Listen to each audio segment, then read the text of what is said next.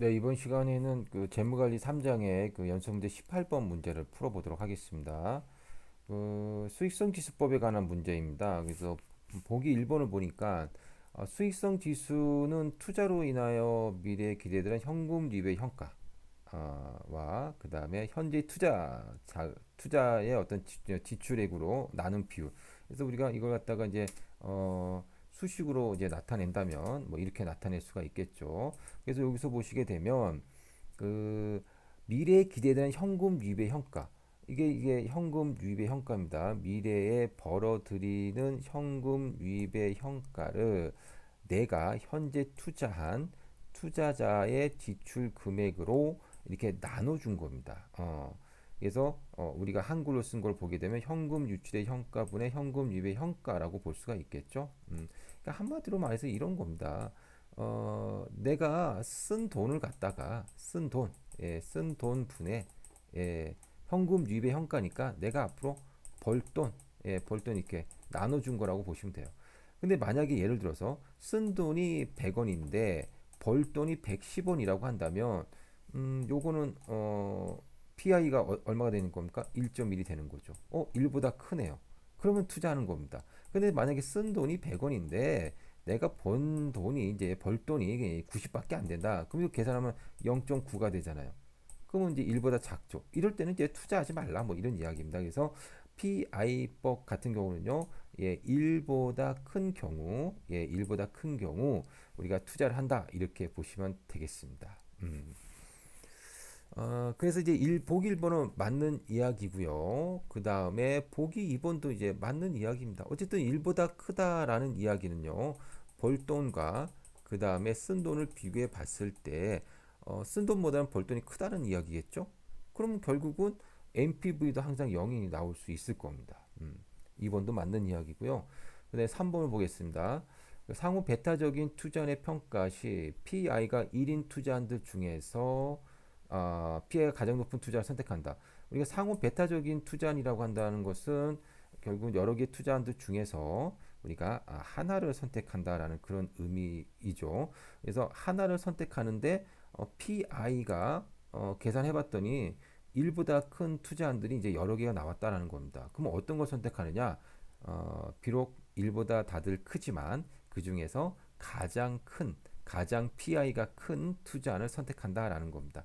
자, 그 보기 3번 그렇게 하시면 되고요. 만약에 배타적인 투자안이 아니라 독립적인 투자안이라고 한다면 그냥 PI가 1보다 큰 투자안들을 다 선택하면 되는 겁니다. 자, 4번 보겠습니다. 상호 배타적인 투자안의 평가 시 투자 규모 차이에 대해 NPV법은 자본 비용, PI법은 투자안과 동일한 투자 수익률로 투자할 수 있다라고 가정한다라고 했네요. 우리가 그 알고 있는 내용은 NPV법은 자본 비용을 재투자한다고 하고 그 다음에 IRR법은 내부 수익률로 재투자한다고 가정을 했죠. 예. 근데 이 PI법은 내부 수익률과 똑같이 내부 수익률로 재투자할 수 있다라고 이렇게 가정을 한다라고 볼 수가 있겠습니다. 그래서 여기 보시면 내부 수익률법과 수익성 지수법은 현재 선택된 투자안과 동일한 투자 수익률, 즉 내부 수익률을 얻을 수 있는 투자에 투자할 수 있다는 가정을 하고 있다라는 거죠. 그래서 보기 4번도 맞는 이야기라고 보시면 되겠습니다. 자, 5번을 보겠습니다. 상호 배타적인 투자의 평가 시 PI법과 NPV법의 평가 결과는 항상 서로 일치한다. 그러지 않습니다. 우리가 요걸 보시게 되면 요 문제를 한번 볼게요.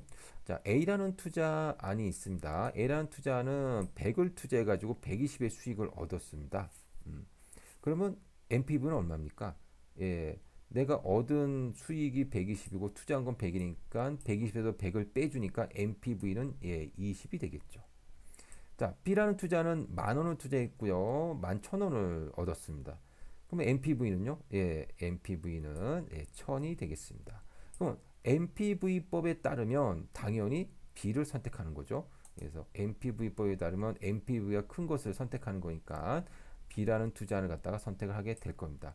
근데 A의 PI를 구해 보니까 우리가 쓴 돈 분의 번 돈이니까 A의 PI는 1.2가 되겠고요.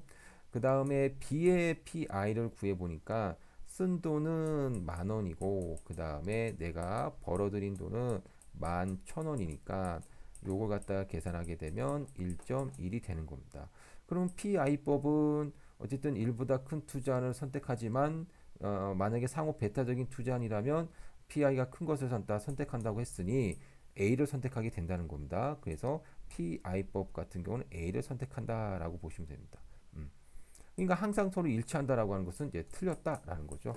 그래서 18번의 답은 5번이 되겠습니다. 자, 이렇게 해서 우리가 3장에 대한 연습 문제들을 같이 풀어봤습니다. 예, 여러분 수고하셨습니다.